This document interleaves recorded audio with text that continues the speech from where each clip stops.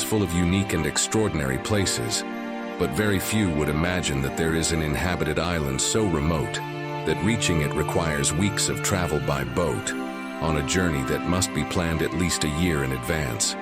A small volcanic islet where there are only 7 surnames, as practically all its inhabitants are cousins or close relatives, and where, for centuries, a tradition as curious as it is intriguing has survived. The so-called love socks, a ritual according to which, if a woman knitted you a pair, the pattern could indicate anything from a simple friendship to a desire to marry you. In this new video from Uncensored World, we will learn about Tristan da Cunha, the most isolated human settlement and the most remote place on the planet. An island with unique curiosities, such as a genetic heritage so closed that almost half of its inhabitants suffer from asthma. In a community that lives from lobster fishing and where every child receives 2 lambs as a gift at birth. A place where cats are banned and where a unique rat hunting competition is held every year. Life on this islet is so extreme that there is only one resident doctor. The land belongs to everyone, and private property does not exist. A mystery like that of its legends, such as that of a ghost ship whose crew disappeared without a trace. Get ready to discover why, just a few decades ago, a natural disaster forced all its inhabitants to evacuate, and how this event changed their future forever, thanks to new love stories born far from home. Let's get started. In the heart of the vast South Atlantic Ocean, in a corner so isolated that it has remained forgotten by time and civilization, stands Tristan da Cunha, the most remote inhabited place on the planet. This island is surrounded only by thousands of miles of endless sea, creating a solitary point in the middle of an ocean that knows no borders or interruptions. A corner of the world so remote and isolated that it seems destined to remain uninhabited, where life shows itself in all its harshness and complexity, challenging those who dare to make their home there. Getting to Tristan da Cunha is no easy task, as there is no airport or direct connections.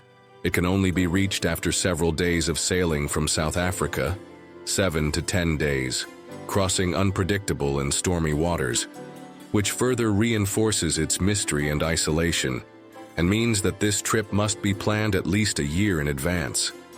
At the end of the video, we will discover how it is possible to plan and carry out this incredible adventure. But first, we need to learn about the present and past of this enigmatic place. The name Tristan da Cunha comes from a Portuguese explorer named Tristan da Cunha, who sighted the island in 1506 during an expedition in the South Atlantic. The currents and adverse weather prevented him from landing, but he recorded his discovery and named it after himself. Over time, the original Portuguese name was adapted by the English to Tristan da Cunha, keeping alive the memory of that first encounter between a man and this inhospitable piece of land. Despite its extreme isolation, the archipelago did not remain forever untouched by humans. In 1816, at the height of the British Empire's maritime expansion, a garrison was sent to establish a base on the main island. The official reason was strategic, to control naval routes and prevent the enemy, at that time Napoleon Bonaparte, from using these lands as a staging point to escape from his exile on the island of St. Helena. What began as a temporary military post would eventually become the seed of the current community. Over time, the garrison was reduced, and some soldiers, along with sailors and shipwrecked sailors who arrived, decided to stay. Among them were British, American, Dutch, and Italian men, who formed families with women from places such as St. Helena. Thus, a small colony was born in an environment where nature ruled, without a proper port, with harsh winters, and volcanic soil that required every inch of fertile land to be worked in order to survive. The settlement of such a remote place was also due to less strategic and more intimate human motives. For some, Tristan da Cunha represented the promise of a new life, far from war, debt, or persecution.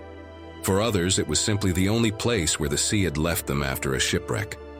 In all cases, those who stayed accepted a silent pact with the island, to live isolated from the world in exchange for being part of a small, supportive community united by bonds that, over the generations, became a true extended family. Today, less than 300 people live on this island, forming an extremely close-knit and self-sufficient community, as one would expect. And as you can probably imagine, life on Tristan da Cunha is as extraordinary as it is surprising. Here, every new birth is a small event for the entire community. On this island, where the population is barely 260, newborns not only receive the love of their families, but also a unique welcome gift: 2 lambs. This gift, which has been given since ancient times, symbolizes the beginning of a new life and at the same time guarantees that the child will have a source of food and resources in the future. Giving birth here is also very different from what happens in the rest of the world. Tristan da Cunha has no modern hospital or specialized medical team. Everything depends on a single resident doctor who attends to absolutely everything, from births and fractures to serious illnesses. This professional is one of the most important and respected figures on the island, as the health of the entire population rests on his shoulders. In some cases, when complications arise, the mother or patient must be transported by boat to South Africa, which involves days of travel in often rough waters. There are no cemeteries on this small island, at least not as we know them in other parts of the world. The deceased are buried in designated areas near the main settlement, but the graves have no marble headstones or ostentatious monuments. Due to tradition and the simplicity of life on the island, the graves are marked only with wooden crosses or small stones, avoiding anything that could be considered a luxury or a symbol of status. The climate also punishes any more elaborate construction, so simplicity is not only a cultural issue, but also a practical one. Death here is perceived as a natural and inevitable event, and the entire community comes together to say goodbye to those who pass away. The funeral rite reflects the majority religion of Tristan da Cunha, Anglican Christianity. This faith arrived with the first British settlers and has remained the spiritual foundation of the community. In such an isolated place, the church is not only a place of worship, but also a social gathering place. Sunday services, weddings, and funerals are held according to a tradition that has changed very little in over a century. Another feature that surprises visitors is that there is no private property in Tristan da Cunha. On this island, the land, pasture, and resources belong to everyone. This rule is not applied on a whim, but because survival in such a remote place depends on absolute cooperation among its inhabitants. That is why on this island, each family has assigned areas and plots of land, raises animals and fishes, but everything is organized so that no one is left without the necessities of life. This community system is reinforced because everyone here knows each other and shares common ancestors. There are only 7 surnames on the island, as everyone is related, whether closely or distantly, and all families have blood ties. In Tristan da Cunha, the 7 surnames are Glass, Green, Hagen, Lavarello, Repetto, Rogers, and Swain. Each has its own history, but some stand out because of the importance of their patriarchs in the local genealogy. On an island where everyone is a distant cousin, the arrival of an outsider has always been seen as an opportunity for stories, for trade, and perhaps for something more. It is no coincidence that sailors and soldiers who landed here centuries ago still live, in a way, in the blood of many of these islanders. With this in mind, one of the most striking cases is that of William Glass, a Scottish soldier who settled on this island in the 19th century. He and his wife had a large family. Some accounts claim he had more than 20 children, and his descendants multiplied so much that today a large part of the population of Tristan da Cunha bears his surname or is related to him. This inevitable inbreeding has also had extraordinary consequences for the health of the population. The most notable is that almost half of the islanders, more than 42%, suffer from asthma. This high percentage is not a matter of chance, but the result of generations of marriages between people with a very small genetic pool. A few decades ago, fate decreed that a series of events would renew part of the DNA of this remote island. It all began with the eruption of the Queen Mary's Peak volcano, on the island in 1961. The volcanic activity forced the evacuation of all the inhabitants of Tristan da Cunha, who at that time numbered just over 200. The exodus was complete. The islanders were moved to England, where they lived for almost 2 years away from home. For many, it was the first time they had left the island and come into contact with a completely different world, with customs, technologies, and freedoms they had never experienced before. During this time, some women from Tristan da Cunha began relationships with British men. Several of them became pregnant, and when the community decided to return to the island, they did not do so alone. They carried in their wombs a new generation, with DNA different from that which had circulated on the island for more than a century. The return was as surprising as the exodus. Despite the comforts of England and the possibilities of living in a much more accessible place, most of the inhabitants decided to return to their remote volcanic homeland. Once in Tristan da Cunha, they rebuilt their homes, resumed fishing and livestock farming, and returned to a way of life that, although hard, made them happier.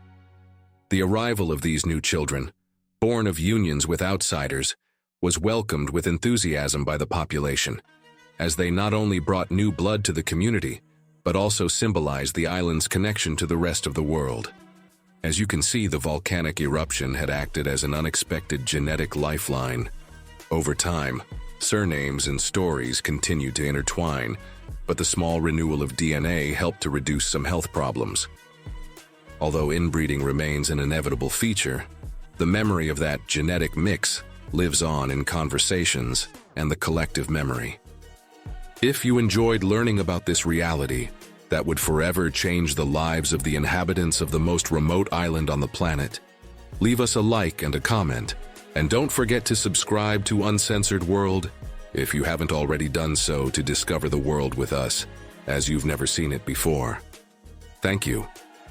This initially dramatic experience served to reaffirm a fundamental characteristic of the Tristanians: their deep attachment to their land. Although the island lacks many modern amenities and life there requires constant effort, the community continues to choose to stay. Today, living in Tristan da Cunha means accepting an ancestral pact. Everyone is a neighbor, everyone is family, and everyone works for the common good. This attachment to their island goes far beyond human relationships, as the Tristanians, as the inhabitants are known, devotedly care for both their flora and fauna. This is why cats are banned on Tristan da Cunha. You may find it hard to understand why, but the islanders realized that cats posed a deadly threat to their endemic birds, such as the Tristan moorhen and other vulnerable species. Birds such as the Tristan moorhen exist nowhere else in the world and have developed amazing adaptations to survive in this remote environment, such as their ability to hide in dense vegetation and feed on insects and seeds found only here. Its fragility and isolation, like that of the island's inhabitants, mean that any introduced predator, such as a cat, could decimate its population in a very short time and cause it to disappear, which is why the Tristanians imposed this curious law. Due to this reality, cats were eradicated in 1974. So if you were thinking of traveling there one day with your cat, you should know that this is one of the island's most deeply rooted prohibitions. The elimination of cats allowed seabird colonies to recover, but it left a new problem: rats. With no natural predators on the island, they proliferated unchecked. These rodents were a direct threat to nesting birds, especially albatrosses and penguins on the island. In response, the Tristanians created an annual tradition that is part conservation and part community celebration, the famous Ratting Day. During this day, men and boys divide into teams and venture into the garden areas, the potato patches, with dogs, traps, and determination to hunt as many rats as possible. At the end of the day, the tails of the captured rats are taken to the judges, including the local veterinarian, the island's doctor, and other officials, to be counted and evaluated. Then, the community gathers for a party with dancing, feasting, and prizes. Returning to humans, Tristan da Cunha has a tradition that is controversial to anyone who knows about it, known as love socks. This sentimental custom has been part of island life for centuries. When a young man wanted to court a girl, he would bring her an initial gift, and she would then knit a pair of socks with colored stripes in response, using the number and pattern of stripes to declare her intentions. This language, or language of love socks, developed over time to the point where if the sock had 2 large stripes, the young woman's intention was one of sympathy or interest. This changed depending on whether small stripes were added to the 2 large ones. Thus, if the sock had 2 large stripes and 2 small ones, the woman wanted loyalty or friendship. If it had 2 large stripes and 3 small ones, she wanted a closer friendship. 2 large stripes and 5 small ones meant something bigger. The infatuation was deep. And if 6 small stripes were added to the 2 large ones, the young woman was indicating that she wanted to marry her suitor. But the ritual did not end there. If the man accepted the message of the love socks, he had to reciprocate by knitting moccasins for her, a gesture that officially strengthened the relationship and committed the man to the woman's firm intentions. The culmination of this new relationship came when she was later able to wash his clothes, which was interpreted as meaning that the engagement was now formal. Today, although the language of socks is used less intensely, it is still alive in local practices and has become an emblematic craft. The love socks are marketed through a cooperative of weavers on the island. It's good to know that if you're a tourist and a woman from Tristan da Cunha gives you a pair of embroidered socks, it may not be a simple gesture of friendship. It could be a declaration of more intimate interests. At this point, we'd like to ask you, would you like to be able to interact with women using love socks? What do you think of the life of the inhabitants of the most remote island on the planet? What has surprised you the most? Pause the video and leave us your comments. Doing so is the best way you can help us grow and continue creating interesting content like this every week. Thank you. These intimate dynamics contribute to visitors being observed with a mixture of affection and curiosity and treated with special delicacy. In a closed community with so many intermarriages, a young foreigner can be seen as an opportunity to improve their genetics, something that happened when the island's inhabitants had to leave for 2 years, or simply as a curious window into the unknown. These realities give rise to a unique hospitality, which can feel more intense if the tourist is a young man or woman. Perhaps it is this mixture of isolation, cooperation, and blood ties that makes Tristan da Cunha such a fascinating place that many want to visit. On the most remote island in the world, every birth is special, and surnames, animals, and traditions reinforce a unique history that began centuries ago and, against all odds, continues to be written in the middle of the vast Atlantic Ocean. As you have learned and probably imagined, the inhabitants of Tristan da Cunha maintain traditions and customs that have been passed down for generations, forming a culture unique in the world that has much to do with this isolation and living in such a challenging environment. This is also why almost everyone on the island shares the same surname. And couples are often cousins in order to preserve the small community, a practice that has given rise to a particular genetic makeup and the appearance of hereditary diseases that are rare in societies elsewhere in the world.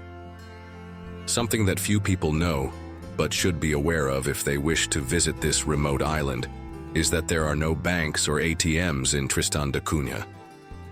Everything on the island works on a system of bartering and mutual trust, reflecting the incredible social cohesion of its residents. There are also no hotels or luxury accommodations. Tourists usually stay in family homes prepared to receive visitors or in small community cabins. The official currency is the St. Helena pound, although most transactions are carried out informally through the exchange of goods or services. The daily life of a tourist in Tristan da Cunha is an experience unlike any other place in the world. From early in the morning, you can see the Tristanians working on fishing, growing vegetables, or maintaining the trails that crisscross the island.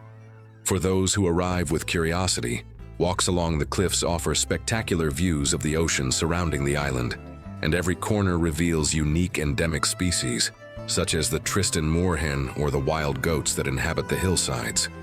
In the main settlement, a small sign proudly indicates that this is the most remote inhabited place on the planet. a reminder to all of the solitude and uniqueness of this community. In Tristan da Cunha, every encounter with a local is valuable. Tristanians are friendly and hospitable, and show genuine interest in visitors, explaining their customs and traditions, always curious about how new perspectives could enrich their community. The island has only one school where children study until high school. To continue their higher education, they must temporarily leave Tristan da Cunha and face a reality very different from the one they left behind. Interestingly, as happened with the exodus after the volcanic eruption you have read about, most of these young people return to the island after completing their education and developing their professional careers. The impact of the modern world is still very limited here, and although technology is beginning to arrive, the community prefers to preserve its simple lifestyle, based on a direct connection with the land and the sea. In recent years, thanks to Starlink, residents and visitors have been able to access the internet, something that would otherwise have been impossible. This modern connection is curious and almost unique in the daily lives of the inhabitants. It allows them to communicate with family members, receive weather information, and access resources thousands of miles away instantly, something totally opposite to the reality they live in, so it has not changed their routine or traditional lifestyle.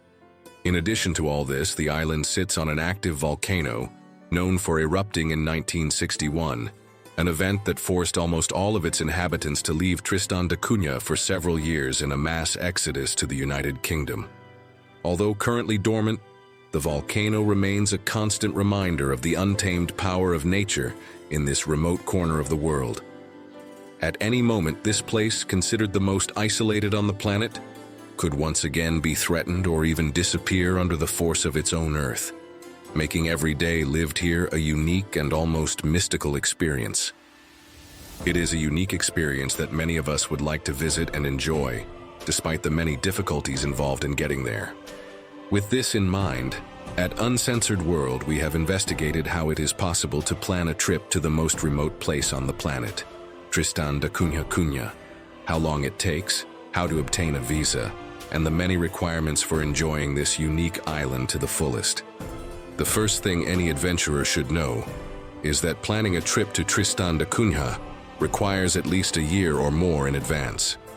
This extraordinary planning is due to the fact that there are very few boats that go to the island, usually one per month, and weather conditions can delay or cancel the crossing, making it essential to book well in advance and coordinate every detail well ahead of time. In general, tourists from most countries do not require a visa, but you must request permission from the island authorities, indicating your exact dates of arrival and departure, as well as the reason for your visit, your planned accommodation, and your means of subsistence during your stay. The crossing to the island departs from Cape Town, South Africa, and takes around 6 days, although it can take even longer than 10 days, depending on the weather. The cost of the boat ticket is around $1,000 to $1,500 per person one way, depending on the season and availability. Given that boats are limited and demand is high, it is essential to book well in advance and allow for a flexible time frame in case of delays. This expense must be added to the cost of the trip to Cape Town, South Africa, which is the departure point for the boat to Tristan da Cunha. From New York, a round-trip flight can cost around $1,500 to $2,000, while from Madrid, a round-trip ticket can cost between €1,500 to €2,000, $1,000, and $1,500, depending on the season and the airline. Therefore, anyone planning to visit the island should bear in mind that international and maritime transport alone can cost more than $3,000, not including accommodation, food, and other expenses on the island, which also makes it essential to plan ahead and budget accordingly. The boat is the only regular means of reaching the island, and trips may be canceled if the sea is too rough, so it is also essential to be patient and flexible. To avoid overburdening the resources of the small community, only a limited number of people can visit Tristan da Cunha each year, a number generally restricted to less than 200 lucky visitors. As you now know, it is advisable to bring enough cash, as there are no banks or ATMs on the island. The currency used by the locals is the US dollar, and most expenses are paid in cash, including accommodation, food, and any local purchases. As for accommodation, as we mentioned, there are no conventional hotels. Tourists usually sleep in adapted houses or cabins managed by the local community. A night can cost around 50 to 70 US dollars depending on availability, while a simple meal at a local's home can cost between 5 and 10 US dollars. It is important to bring basic supplies and clothing suitable for the changing weather, as well as personal hygiene items, as shops are limited.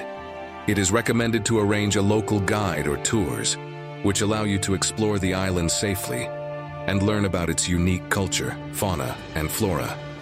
The daily life of a tourist in Tristan da Cunha is completely different from anywhere else in the world. Activities revolve around nature, such as excursions to the cliffs, bird watching, and walks along volcanic trails. Tourists usually stay in Tristan da Cunha for 1 to 2 weeks, although the length of stay depends on the availability of return boats and the weather. Each visitor is welcomed with hospitality and great curiosity by the Tristanians, who look fondly on young foreigners for the possibility of future genetic mixing, an aspect that reflects the importance of this community and the survival of the island. It is important to recognize that enjoying this unique island requires patience, respect, and admiration, as it is a lifestyle very different from our own. The feeling of isolation is evident in every step, every conversation, and every landscape, a feeling that we at Uncensored World hope you have enjoyed with this video. If so, don't forget to like it. It's the best way you can help us continue creating videos as interesting as this one, or this new video that follows, where you can continue enjoying the most enigmatic and fascinating places on this beautiful planet called Earth. Click on it, you're going to enjoy it.